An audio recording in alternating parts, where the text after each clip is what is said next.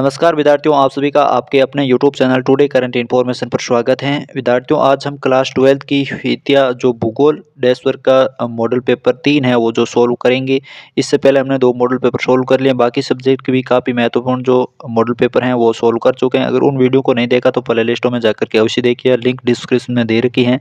और चैनल को सब्सक्राइब नहीं किया तो सब्सक्राइब जरूर करिएगा ताकि आपको हर एक वीडियो की नोटिफिकेशन आप तक सबसे पहले पहुंच सकें। और इसकी पीडीएफ के लिए Telegram group RBSC class 6 to 12 को ज्वाइन करिएगा, जिसकी भी लिंक डिस्क्रिप्शन में दे रखी है। तो यहाँ पर जो हमारा आज का पहला सवाल है कि नीचे दिए गए बहुविकल्पीय प्रश्नों के सही विकल्प का चयन कर उत्तर पुस्तिका में लिखिए। जहाँ पर पहला सवाल है, रुको और जाओ निश्चयवाद की संकल्पना के प्रतिपादक विद्वान का नाम है। तो यहाँ पर विद्वान का नाम है रेडजेल, ब्लोस, हेंडिगटन और ग्रिफिथ टेलर। तो यहाँ पर जो आंसर नंबर 4 है ग्रिफिथ टेलर यहाँ आंसर हो जाएगा। फिर 2 नंबर सवाल है कि प्रवास का अपकर्ष कारक है राजनीतिक हलचल, प्राकृतिक आपदाएं, महामारियां और काम के बेहतर अवसर। तो यहाँ पर जी भी हमारा द ऑप्शन हो जाएगा करेक्ट, काम के बेहतर अवसर। तीसरा सवाल है, मानव विकास सूचकांक में भारत में निम्नलिखित राज्यों में से किस एक की कोटि न्यूनतम है। तो यहाँ पर है तमिलनाडु, छत्तीसगढ़, पंजाब, हरियाणा। तो यहाँ पर तीसरे का सवाल का जो हमारा आंसर है वो हो जाएगा छत्तीसगढ़, जो भारत के राज्यों के जो मानव विकास सूचकांक में है जो न्यूनतम कोटि है वो छत्तीसगढ़ की है। अगला हमारा 4 नंबर सवाल है कि स्थानांतरणशील कृषि को लादांग के नाम से किस देश में जाना जाता है। वह है या किस देश में जाना जाता है या फिर वह है। तो यहाँ पर है मेक्सिको, भारत, चीन, इंडोनेशिया। तो यहाँ पर 4 नंबर का हमारा आंसर हो जाएगा इंडोनेशिया। क्या हो जाएगा? इंडोनेशिया हो जाएगा। फिर 5वां सवाल है, विनिर्माण उद्योग को किस क्षेत्र में सम्मिलित किया जाता है। विनिर्माण उद्योग प्राथमिक क्षेत्र, द्वितीयक क्षेत्र, तृतीयक क्षेत्र, चतुर्थ क्षेत्र। तो 5वें का आंसर हमारा हो जाएगा द्वितीयक क्षेत्र के अंदर है जो विनिर्माण उद्योग को सम्मिलित किया जाता है। अगला 6वां सवाल है, उच्च स्तर पर निर्णय लेने की प्रक्रिया को किस क्षेत्र में सम्मिलित किया जाता है। पंचम क्षेत्र, द्वितीय क्षेत्र, तृतीय क्षेत्र और चतुर्थ क्षेत्र। तो यहाँ पर 6 नंबर का आंसर हो जाएगा हमारा ए ऑप्शन, यानी पंचम क्षेत्र के अंदर है जो उच्च स्तर पर निर्णय लेने की क्रिया को है जो शामिल किया जाता है। अगला 7वां सवाल है कि किस देश में रेल मार्गों के जाल का सघनतम घनत्व पाया जाता है। वो है ब्राज़ील, कनाडा, संयुक्त राज्य अमेरिका और रूस। तो यहाँ पर जो हमारा 7वें सवाल का आंसर हो जाएगा संयुक्त राज्य अमेरिका के अंदर है जो रेल मार्गों का जाल है सघनतम घनत्व पाया जाता है। फिर है 8वां सवाल, GATT को विश्व व्यापार संगठन में कब रूपांतरित किया गया। जनवरी 1991 में, जनवरी 1993 में, जनवरी 1995 में और जनवरी 1997 में। वेरी मोस्ट क्वेश्चन है कि GATT को विश्व व्यापार संगठन में कब रूपांतरित किया गया। तो यहाँ पर हमारा जो आंसर है हो जाएगा जनवरी 1995 के अंदर। फिर है हमारा 9वां सवाल कि भारतीय युवा नीति 2014 की किस आयु वर्ग के व्यक्तियों को युवा के रूप में परिभाषित करती है। 15 से 35 वर्ष, 14 से 25 वर्ष, 15 से 50 वर्ष और 15 से 29 वर्ष। तो यहाँ पर जो द ऑप्शन है वो हमारा करेक्ट आंसर हो जाएगा कि 15 से लेकर के जो 29 वर्ष की आयु वर्ग के व्यक्ति है उनको जो भारतीय युवा नीति है 2014 की वो युवा के रूप में है जो परिभाषित करती है। फिर है 10वां सवाल, मुख्य श्रमिक वह है जो 1 वर्ष में कम से कम कार्य करें। कितने दिनों तक कार्य कर सकता है। तो वह है 163 दिन, 173 दिन और 183 दिन और 193 दिन। तो यहाँ पर जो हमारा 10वें का आंसर हो जाएगा स ऑप्शन, यानी 183 दिन जो मुख्य श्रमिक है जो 1 वर्ष में कम से कम 183 दिन तो कार्य करे ही करें। अगला 11वां सवाल है कि शुष्क कृषि में निम्न में से कौन सी फसल नहीं बोई जाती है। शुष्क कृषि में रागी, ज्वार, मूंगफली, गन्ना। तो यहाँ पर जो हमारा आंसर है हो जाएगा द ऑप्शन है जो गन्ना फसल है वो नहीं बोई जाती है।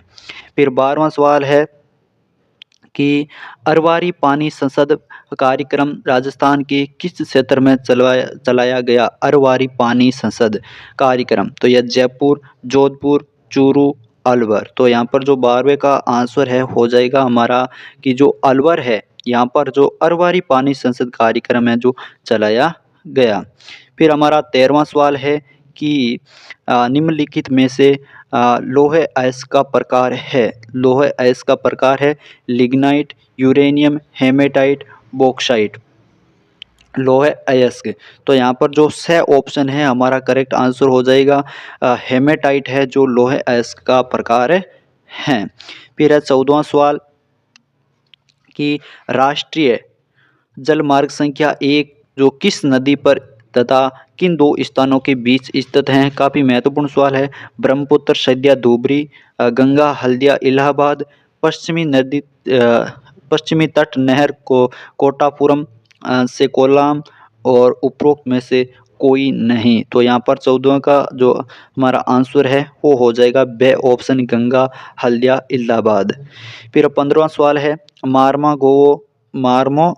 गोवो पतन जो है किस नदी पर स्थित है। वेरी मोस्ट क्वेश्चन है। मारमा गोवो जो पतन है वो जुआरी, नर्मदा, तापी, यमुना। तो यहाँ पर जो करेक्ट आंसर है वो हमारा हो जाएगा ए ऑप्शन यानी जुआरी नदी पर है जो स्थित है। फिर है 16वां सवाल कि राष्ट्रीय स्तर पर गंगा की सफाई के लिए कौन सा अभियान है जो चलाया गया है। राष्ट्रीय स्तर पर गंगा की सफाई के लिए कौन सा अभियान चलाया गया है। हर हर गंगे, नमामि गंगे, गंगा कार्यक्रम और गंगा बचाओ कार्यक्रम। तो यहाँ पर आंसर हो जाएगा हमारा नमामि गंगे है जो चलाया गया। फिर हमारा दूसरा सवाल है जो है रिक्त स्थानों की पूर्ति कीजिए। जहाँ पर पहला रिक्त स्थान है हमारा कि अमर्त्य सेन ने विकास का मुख्य ध्येय स्वतंत्रता में इस रिक्त स्थान दिया है के रूप में देखा तो वृद्धि के रूप में देखा, यहाँ पर वृद्धि हो जाएगा। फिर हमारा दूसरा रिक्त स्थान है यहाँ पर कि जिन प्रदेशों में कृषक केवल सब्जियां पैदा करता है वहाँ इसको क्या है ट्रक कृषि नाम दिया जाता है। रिक्त स्थान के अंदर ट्रक कृषि आ जाएगा। फिर है क्रियाकलाप में उत्पादन विनिमय दोनों सम्मिलित होते हैं तो यहाँ पर तृतीय रिक्त स्थान के अंदर आ जाएगा। सर्वाधिक सड़क घनत्व और सबसे अधिक वाहनों की संख्या पाई जाती तो अमेरिका के अंदर है जो पाई जाती है। काफ़ी महत्वपूर्ण रिक्त स्थान है ये जो सर्वाधिक सड़क घनत्व है और सबसे अधिक वाहनों की संख्या जो अमेरिका में पाई जाती है। पार्शिया को खाड़ी पर अबादान यहाँ पर आ जाएगा एक तेल शोधन पतन है। भारत में प्रथम संपूर्ण जनगणना है जो 1881 ईस्वी में संपन्न हुई। और फिर है मेघालय, उत्तराखंड, हिमाचल प्रदेश और केरल में बस्ती का जो प्रकार है वो है परिक्षिप्त क्या है परिक्षिप्त है। फिर है 8वां जो रिक्त स्थान है हमारा कि आर्द्रता के प्रमुख उपलब्ध स्रोत के आधार पर कृषि को सिंचित व बारानी में वर्गित किया जाता है। महत्वपूर्ण है ये भी रिक्त स्थान। फिर है राजस्थान में वर्षा जल संरक्षण को के जो ढांचों को है जो वर्षा का जल संरक्षण होता है अथवा टांके के नाम से जाना जाता तो यहाँ पर हो जाएगा कुंड कहा जाता है। कुंड यहाँ पर कुंड अथवा टांका के नाम से जाना जाता है। ये जाता यहाँ पर टाइपिंग रॉन्ग हो चुकी, यहाँ पर आ जाएगा जाना जाता है। फिर है विकास एक बहुआयामी संकल्पना है। फिर हमारा तीसरा सवाल है वो अति लघुतरात्मक प्रश्नों से रिलेटेड है। जहाँ पर पहला सवाल है तीसरे में कि मानव का जो प्राकृतिकरण क्या है। काफी महत्वपूर्ण सवाल है। मानव द्वारा प्रकृति के आदेशों के अनुसार अपने आप को ढालना मानव का जो क्या है प्राकृतिकरण कहलाता है। फिर दूसरा सवाल है प्रवास के प्रतिकृष कारकों के दो उदाहरण लिखिए। तो यहाँ पर हो जाएगा बेरोजगारी, प्रतिकूल जलवायु। तीसरा सवाल है विकासहीन वृद्धि से क्या तात्पर्य है। महत्वपूर्ण सवाल है विकासहीन वृद्धि से क्या तात्पर्य है। ऐसी वृद्धि जो सकारात्मक न होने का के कारण है जो गुणवत्ता में सकारात्मक परिवर्तन नहीं ला पाती वही क्या है विकासहीन वृद्धि कहलाती है। जो वृद्धि जो सकारात्मकता न देती है, सकारात्मकता और गुणवत्ता में जो परिवर्तन नहीं ला पाती है वही क्या है विकासहीन वृद्धि कहलाती है। फिर चौथा सवाल है प्राकृतिक जो संसाधनों का मूल्य है वो किस गतिविधि के द्वारा बढ़ाया जाता है। तो प्राकृतिक संसाधनों का मूल्य है जो द्वितीय गतिविधि के द्वारा है जो बढ़ाया जाता है। फिर हमारा पांचवा सवाल है कि सघन जनसंख्या वाले देशों में आंतरिक व्यापार अधिक क्यों होता है बताइए। क्योंकि यहाँ पर जो कृषिजन्य और औद्योगिक उत्पादों का अधिकांश भाग है जो स्थानीय बाजार में ही खप जाता है। फिर 6वां सवाल है कि प्रायद्वीपीय पठारी भाग में सबसे महत्वपूर्ण सिंचाई का स्रोत कौन सा है? तो यहाँ पर है तालाब। क्या है? तालाब। फिर हमारा 7वां सवाल है वो है निम्न भू निम्नीकरण क्या है? महत्वपूर्ण सवाल है, भू निम्नीकरण क्या है? तो स्थायी या अस्थायी तौर पर भूमि की उत्पादकता में कमी होना ही क्या है? भू निम्नीकरण है। फिर हमारा खंड ब है जिसमें सवाल नंबर 4 पूछा गया है कि मानव भूगोल किस प्रकार का अन्य सामाजिक विज्ञानों से संबंधित है? वेरी मोस्ट क्वेश्चन है। मानव भूगोल किस प्रकार अन्य सामाजिक विज्ञानों से संबंधित हैं? तो यह वस्तुतः मानव भूगोल के अंतर्गत जो भूपटल के विभिन्न भागों में प्राकृतिक वातावरण के संदर्भ में जो मानवीय क्रियाकलापों के अध्ययन को प्रधानता दी जाती है। चूंकि मानव मानवीय समाज की एक महत्वपूर्ण इकाई है, अतः मानव भूगोल का उन सभी सामाजिक विज्ञानों से स्वतः संबंध हो जाता है जो अपने अध्ययनों में मानवीय क्रियाकलापों के अध्ययनों को प्रधानता देते हैं। फिर है 5वां सवाल, थॉमस मॉल्थस ने के जो जनसंख्या नियंत्रण संबंधी विचार है वो बताइए। ये भी महत्वपूर्ण सवाल है। थॉमस माल्थस ने जो 1798 में जनसंख्या नियंत्रण संबंधी सिद्धांत दिया। इस सिद्धांत के अनुसार कि लोगों की संख्या है जो खाद्य पूर्ति की अपेक्षा अधिक तीव्र गति से बढ़ेगी। फिर है दूसरा दिया इन्होंने कि जनसंख्या में अधिक वृद्धि का परिणाम अकाल, बीमारी तथा युद्ध द्वारा गिरावट होगी। ये भी है।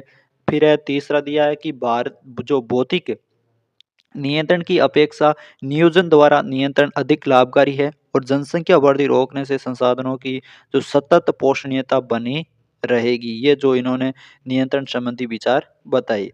फिर हमारा 6वां सवाल है कि आधुनिक निर्माण की जो प्रमुख विशेषताएं बताइए। आधुनिक निर्माण की, तो आधुनिक निर्माण एक जटिल प्रौद्योगिकी तंत्र है।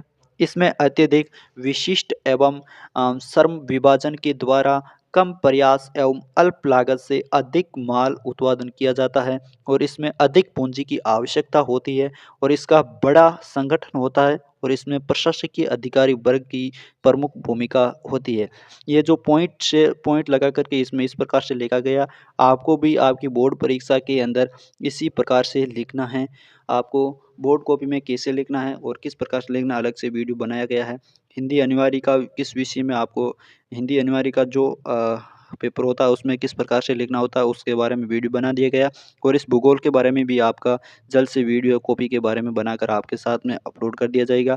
वहाँ से आप देख करके कि किस प्रकार से हम अपनी कॉपी में कैसे लिखें जिससे बेहतर से बेहतर अंक है जो हम ला सकें। इसके लिए हम जल्द ही आपका जो भूगोल की जो बोर्ड की कॉपी है वो यहाँ पर अपलोड करने वाले हैं। तो यहाँ पर अगला हमारा 7वां सवाल है, पंचम क्रियाकलाप क्या है? उदाहरण सहित समझाइए।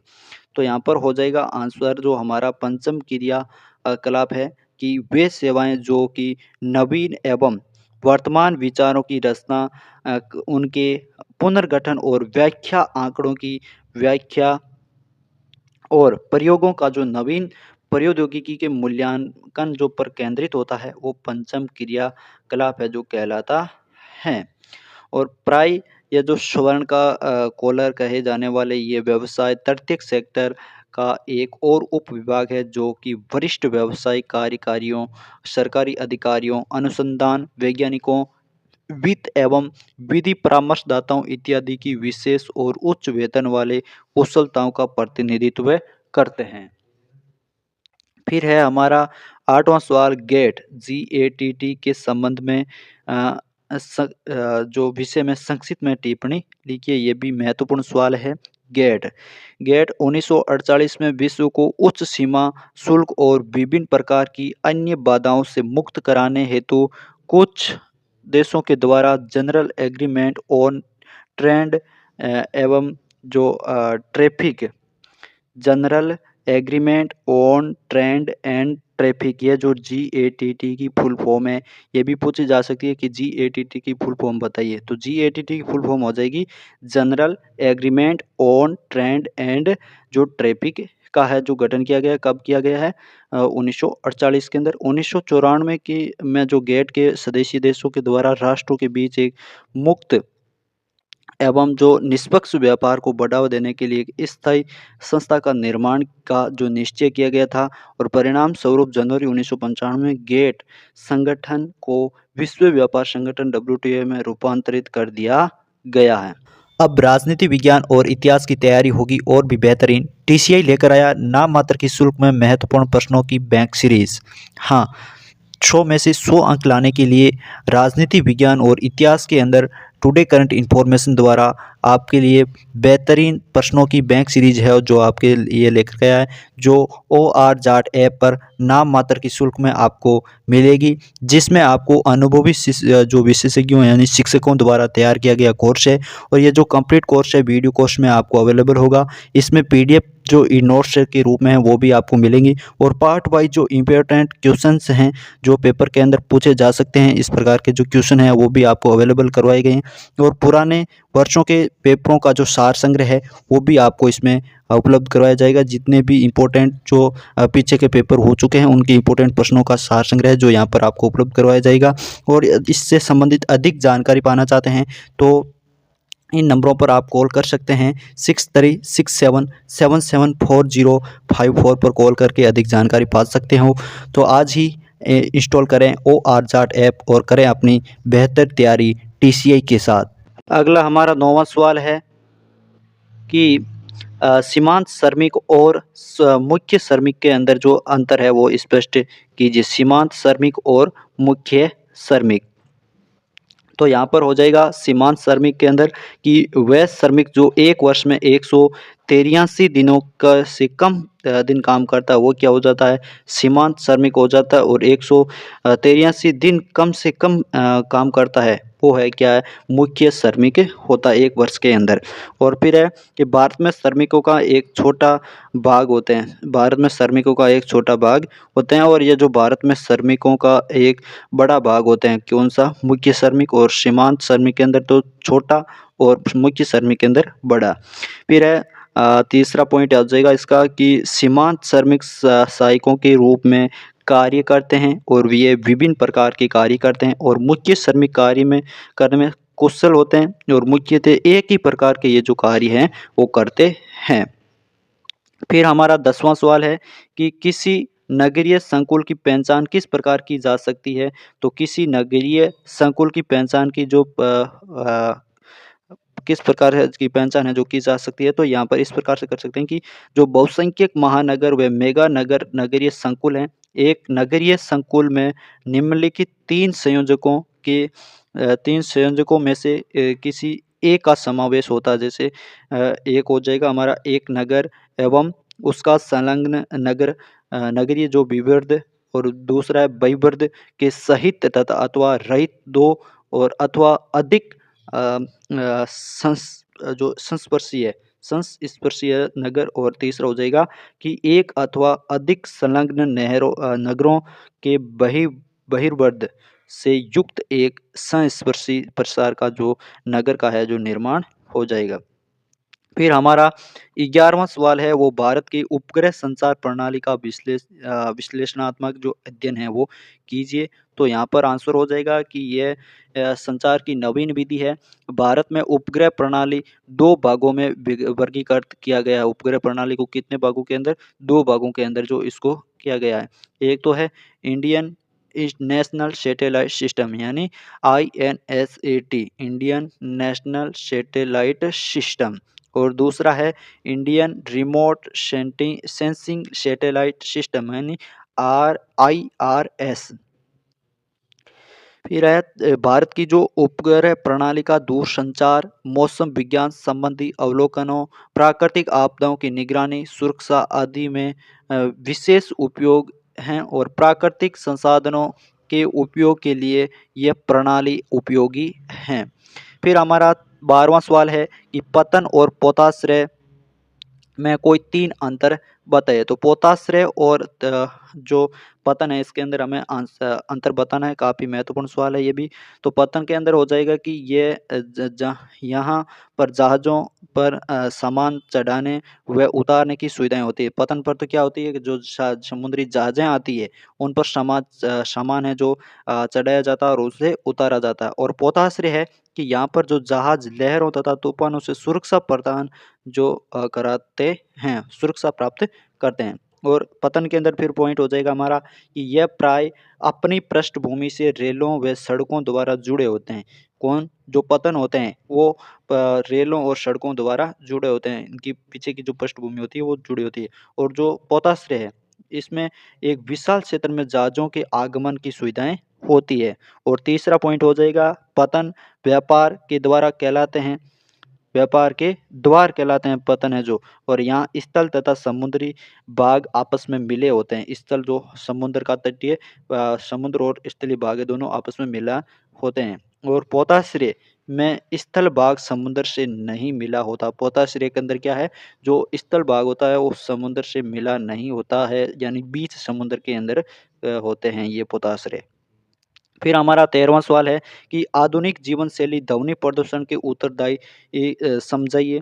तो यहाँ पर आंसर हो जाएगा हमारा कि विविध उद्योगों का ध्वनि का उत्सर्जन, मशीनीकृत निर्माण तथा तोड़-फोड़ के कार्यों से उत्पन्न ध्वनि, तीव्र चलित मोटर वाहन और वायु यानों से ध्वनि का उत्सर्जन। इसके अतिरिक्त सायरन, लाउड स्पीकर, फेरी वालों के अलावा सामुदायिक गतिविधियों से जुड़े विभिन्न उत्सवों आदि से प्रतिदिन ध्वनि का जो उत्सर्जन होता है। अगला हमारा 14वां सवाल है खंड 6 का, जिसमें साइबर स्पेस की उपयोगिता समझाइए। और अथवा में दिया गया उपग्रह संचार पर है जो टिप्पणी लिखिए। दोनों ही सवाल काफ़ी महत्वपूर्ण हैं। तो यहाँ पर हम जो साइबर स्पेस की उपयोगिता है ये देख लेते हैं। बाकी पीडीएफ आपको Telegram group RBSC class 6 to 12 में मिल जाएगी। तो यहाँ पर पहला पॉइंट है हमारा हो जाएगा कि इससे बिना शारीरिक संचालन की सूचनाओं को संप्रेषण और प्राप्त किया जा सकता है। किससे? साइबर स्पेस से। दूसरा पॉइंट हो जाएगा कि हमें इसे इंटरनेट के नाम से भी जाना जाता है, जो कि हर जगह विद्यमान हैं। और तीसरा पॉइंट हो जाएगा, यह किसी भी कार्यालय में, जल में, चलती नौका में, उड़ते जहाज़ों में कहीं हो सकता है। और जो साइबर स्पेस लोगों को समकालीन आर्थिक और सामाजिक स्पेस को ईमेल, ई-वाणिज्य और ई-शिक्षा और जो ई-प्रशासन के माध्यम से भी है जो विस्तृत करेगा। और यहाँ पर 5वां पॉइंट हो जाएगा, ये फैक्स, टेलीविज़न और रेडियो के साथ-साथ इंटरनेट के रूप में भी समय और स्थान की सीमाओं को भी लाँघते हुए जो अधिक से अधिक लोगों तक पहुँच रहा है। और छठा पॉइंट हो जाएगा कि यह आधुनिक प्रणाली है जिसने परिवहन से कहीं ज़्यादा वैश्विक ग्राम की जो संकल्पना को साकार किया है। और फिर 7वां पॉइंट हो जाएगा कि इसका उपयोग उपग्रह से प्राप्त चित्रों के आधार पर असैनिक क्षेत्रों जैसे नगरीय नियोजन, प्रदूषण नियंत्रण, वन विनाश आदि से प्रभावित क्षेत्रों को ढूंढना तथा सैकड़ों जो भौतिक प्रतिरूपों एवं प्रक्रमों को पहचानने हेतु किया जाता है। फिर हमारा 15वां सवाल है, भारत में पाए जाने वाले खनिजों पर टिप्पणी लिखिए, जिसमें लौह, मैंगनीज और अथवा में दिया भारत में खनिजों के वितरण पर टिप्पणी लिखिए। तो दोस्तों इसकी पीडीएफ आपको टेलीग्राम ग्रुप के अंदर मिल जाएगी। तो ये जो महत्वपूर्ण प्रश्न है वो मैं आपको बता देता हूँ।